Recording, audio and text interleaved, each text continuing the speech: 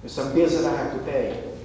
And after she talked to him, Archbishop Hines looked at her and said, I cannot pray for you. So she was taken aback. You're supposed to be the priest, pastor, and you cannot pray for me? I have a need. She said, in reality, I've been setting aside some money. It's in my drawer. I have some money here.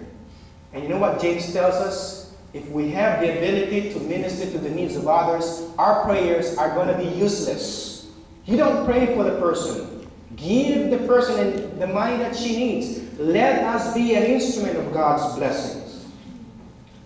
In the second reading today, St. Paul says, not only did we minister to you, but even to the point of giving our lives to you. He came bringing the gospel to take care of, not to take care of himself, or rather he did take care of himself and gave his life entirely to minister to the needs of others. We live in a society that is self-centered, egotistical, materialistic. We have gotten rid of dictators in our lifetime, such as Stalin, Mussolini, and perhaps Hitler. And yet we submit to the dictatorship of material things today. In France, on this mon droit et moi, demanding too much of one's right means taking perhaps the rights of others.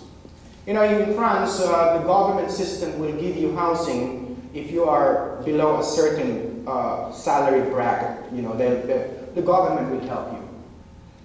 And someone came to me and said, Bishop, you know, I just got this really nice apartment. I mean, I'm only paying this, and it's in a very affluent part of Paris. And I just thought in my heart, I said, yeah, that's good for you. But you know what? They never give you anything unless they take it from someone else.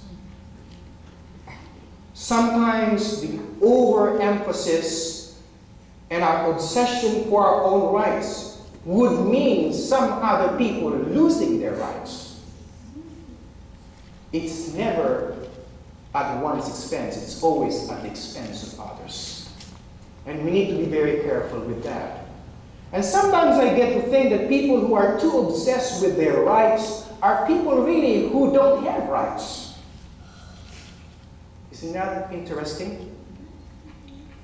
We can never be too obsessed with those things.